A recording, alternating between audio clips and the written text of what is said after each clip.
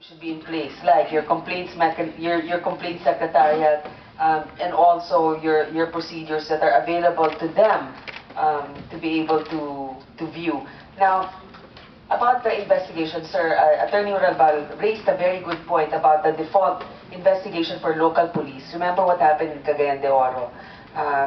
Not even a local police, it's a security guard would be the first one in the crime scene sometimes before a PNP. But the PNP is primarily responsible for this. So even if they don't attend your refresher course or your investigating training, I think there's certain things that you can print for every precinct, like a little poster that says, in a crime scene, number 1, magsuot ng gloves, if kung meron. Kung wala, maghawak ng panyo o plastic bag.